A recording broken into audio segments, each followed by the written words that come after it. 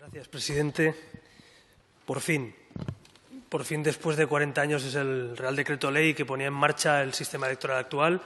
Vamos a poder debatir con serenidad, pero, como decía el presidente, me sumo a esas palabras, también con agilidad y con acierto, la reforma de las reglas de juego del sistema electoral español. Son más de 35 años donde, por lo menos los agentes políticos que no estamos aquí, hemos leído en los programas políticos del PP o del PSOE o de otros partidos reformar la ley electoral, reformar la ley electoral, reformar la ley electoral. Pero han pasado unas cuantas legislaturas y ni el partido de Gobierno ni los de la oposición se han puesto manos a la obra. Así que creo que es una buena noticia que 40 años después de ese Real Decreto se ponga en marcha una reforma necesaria, urgente, diría, para adecuar el sistema electoral español a la realidad social, territorial, tecnológica y también, por qué no decirlo, al mapa político que hoy tiene España, que no es el mapa político del año 78. Así que este es un paso adelante, sin duda. Desde luego no está todo hecho, esto es solo la puesta en marcha, el marco, el perímetro lo tendremos que marcar entre todos. Pero también quiero destacar que además de ser un punto esencial en nuestra democracia, además ha formado parte del debate de dos pactos, uno de intento de investidura y el otro de investidura. Es decir, tanto en el acuerdo que Ciudadanos alcanza en su día con el Partido Socialista como en el acuerdo que hemos alcanzado con el Partido Popular, este era un punto esencial. Y creo que es bueno también que se ponga en marcha porque da sensación de que esta Cámara avanza, de que los diputados estamos trabajando en una regla que creo que la mayoría de españoles, al margen de ideologías, contemplan como obsoleta, contemplan como de necesaria reforma. Hay tres puntos, tres asuntos, hablaremos de muchos otros seguro, esto va a estar muy abierto seguro, pero creo que nos toca delimitar también, intentar buscar los puntos comunes, lo que nos une a los que estamos aquí en esas reglas de juego, ¿no? Yo querría destacar tres puntos básicos, por lo menos para nuestro partido, y que creo que coincide en algunos programas electorales, he leído también cosas parecidas o similares de otros partidos políticos. El primero de ellos es que los ciudadanos españoles, para elegir diputados en el Congreso, pueden elegir partidos políticos, pero puedan empezar a elegir también personas.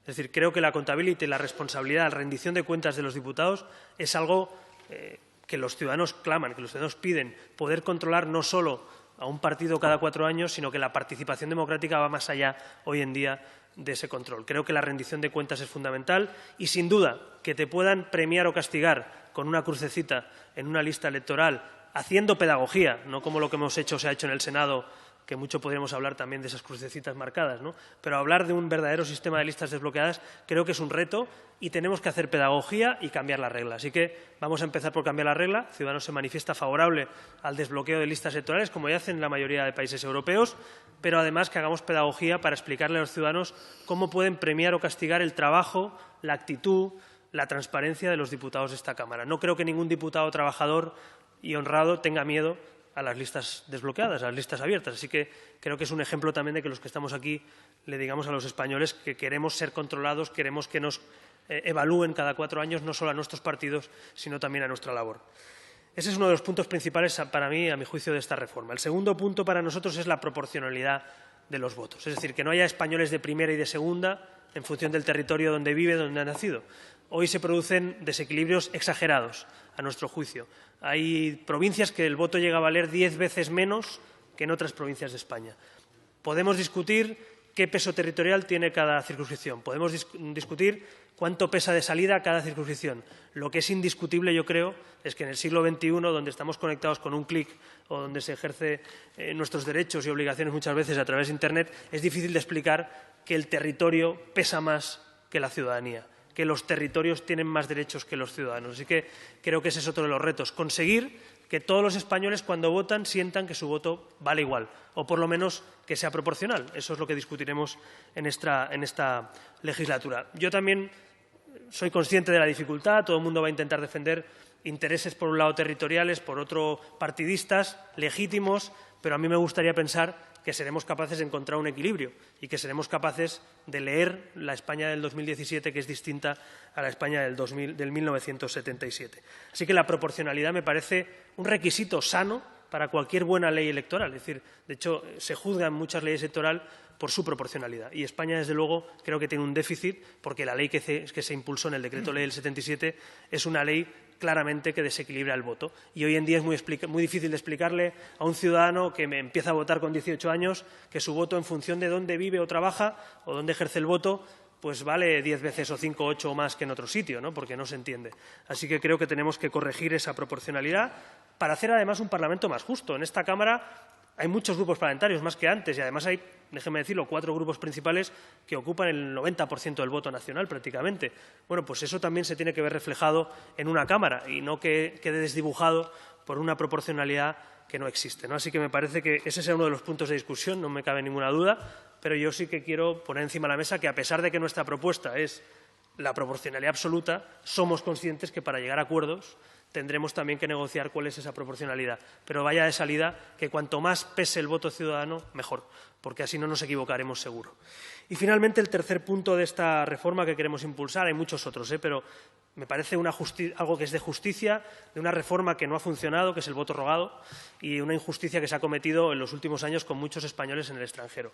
Me parece que no tiene sentido que haya que rogar el voto es un derecho, no tiene sentido que haya que hacer un vía crucis en el extranjero, en embajadas, en burocracia, para ejercer el voto. Si hay algo más esencial en una democracia que ejercer el voto, pues a mí no se me ocurre otra cosa que ponerlo fácil, ¿no? Así que con todas las garantías que tengan que existir, también explorando la vía telemática, la vía tecnológica, que yo no descartaría que en esta ley también pudiéramos abordar ese voto telemático, ese voto utilizando las tecnologías con todas las garantías, pero avanzando en ese sentido. Así que a mí me parece que el voto rogado, sin duda, hay que reformarlo, hay que cambiarlo. Ha sido un error, ha sido un mal funcionamiento, que muchos españoles que nos sigan desde el extranjero o que han votado alguna vez en extranjeros lo agradecerán profundamente. Así que me parece que estos son los 3 puntos principales, a nuestro juicio, que tenemos que discutir, y seguramente saldrán muchos otros por el camino.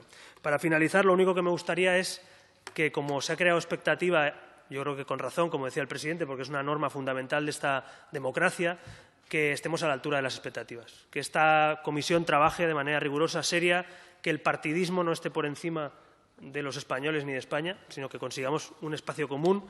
Todos somos conscientes que nadie tiene mayoría, todos somos conscientes que es una ley orgánica que necesita mayoría absoluta. Yo ya avanzo que, además, si superamos los 176 escaños de consenso, mejor, porque es una regla fundamental para nuestra democracia, pero también pediría que nadie intente poner trabas al futuro, que nadie intente poner trabas a la España del 2017, que no es la del 77.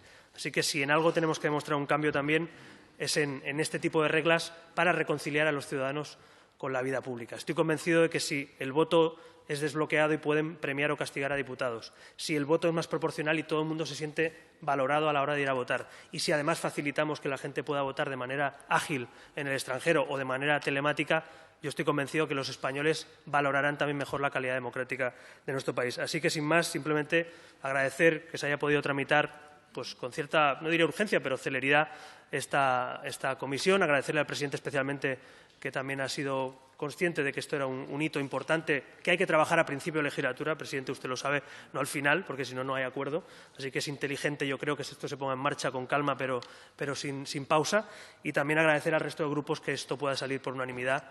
Ya veremos al final, ojalá consigamos la unanimidad, pero me parece que si hay un mínimo común denominador, pongámoslo encima de la mesa. No todo va a ser crítica o descontento entre grupos. Yo creo que tenemos que ser capaces de demostrar ese consenso en un tema tan importante, y en eso quiero especialmente agradecer al resto de grupos que lo hayan puesto fácil para poner en marcha algo que genera expectativa y que, desde luego, no podemos defraudar a los españoles. Muchas gracias.